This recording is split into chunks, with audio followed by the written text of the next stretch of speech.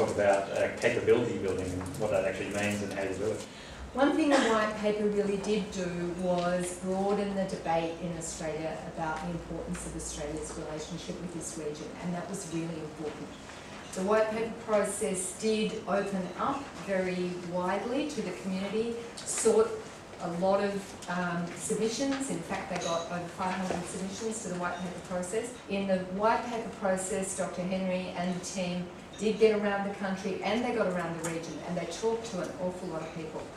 And I think that process was really important because there has been a very small group of Australians promoting the importance of this region to our economic and strategic future, but it's been pretty small. And I think that process was fantastic. I'm really hoping that it's going to continue.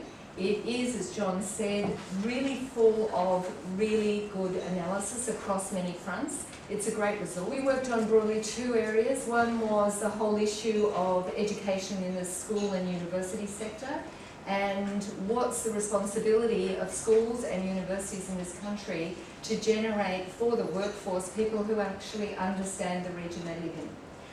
Partly understand the broader ramifications of the region they live in, but also understanding that Australia is a really different place. It's a place where 25% of us were born somewhere else, and our Asian Australian community is a very significant part of our community. So, you know, you may not be working in Asia, but you may very well be working in an Asian cultural context within Australia. So we worked significantly on the school and university education space, and there's a lot going on there which I won't go into.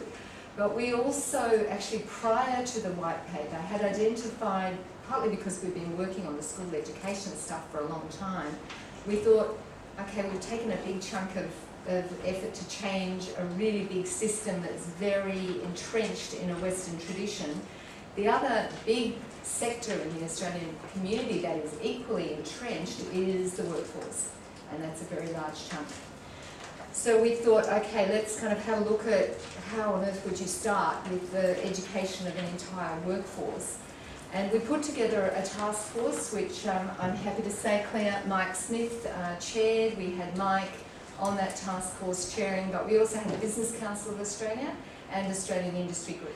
And we then had a number of corporate leaders who were really, I think, quite iconic in their own lives in terms of showing leadership in an Asian context. We did two pieces of research, one with BCA members, one with AI Group and BCA members, and we asked organisations, how important is Asia to your future planning? And broadly, about 65% of respondents said Asia is very important to us. We then asked them how well prepared do you feel you are, how skilled, how capable is your workforce. And about 40% thought they were capable, and that correlated with increased success, their perceived success. So if they had more skills, they reported that they were doing better. Surprise, surprise.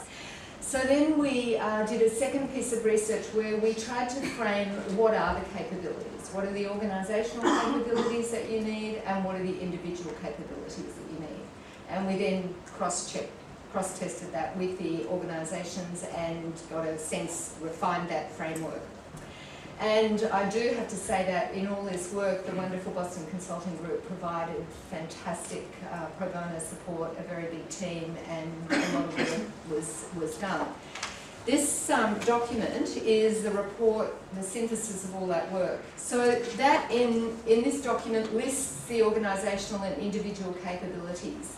And what we're keen for people to do is to really start testing these capabilities in their own workforce. So, you know, we've done this actually now with big organisations, with the Victorian government and with the NAB. We're starting to work on how does this actually work with a multi-layered workforce. The issue is that whilst we have, and I know we've been talking about diversity this morning, we have a diverse workforce, but our systems and processes don't very often enable that diverse workforce to feed in. And we do have, as I think Rana was saying in introduction, we have a pretty white bread vanilla leadership cohort. and that white bread vanilla leadership cohort is pretty low on Asia skills currently, with notable exceptions like ANZ. So it's a big issue of change, it's a big issue of cultural change, and it's an issue that requires mindset change, which is what is talked about quite well, I think, in the white paper.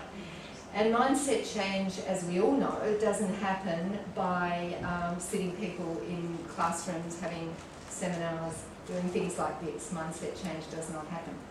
In fact, in our work in school education, we've been addressing this. How do you change the hearts and minds of teachers and principals? How do you get them to understand that there's a world out there that is the world of their students' future? And how do you get them to commit to preparing those students? And we just actually received on Friday some longitudinal research that we've been doing on the various strategies that we've been using. And this was a really good piece of research because it really delved into how successful are the various strategies. And the key strategy, of course, is people in place. It's getting people in country. What we've discovered is you've actually got to have people in country for an absolute minimum of 3 weeks. So you've got to have them in country for that 3-week period, and then of course what you've got to do is you've got to allow them to reflect, allow them to debrief, and allow them to share and understand what that experience is. Ideally within a framework of a conceptual understanding of what difference is all about, what cultural difference is all about, what underpins it, what's the theory behind it. So maybe we'll hear from Claire about how ANZ went about making that transition into Asia, and also partly your experience of actually working there. Great. Thanks, Raina. So I think you heard before that I did actually start my life as a lawyer. I had studied Chinese and Japanese at uni, and in fact studied in China whilst I was there. So now I'm back in Australia and I work in the corporate commercial business. And the corporate and commercial business is a big beast. Just the Australia business alone, we've got small business, business banking, regional business banking, and then corporate banking.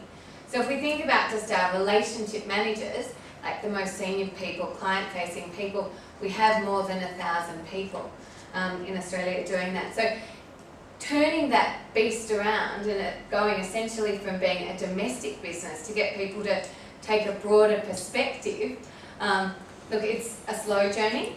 But I do feel like we're getting some traction now, and I think about it, I really think about it in 3 ways. One is the people themselves, you know, and I think that's in 2 streams. One is you need to think about recruitment, you know, and that's something that we're still learning ourselves, because you need to hire the people not only that have in our industry credit skills, but also those that have got the skills to, you know, build an Asian business for you.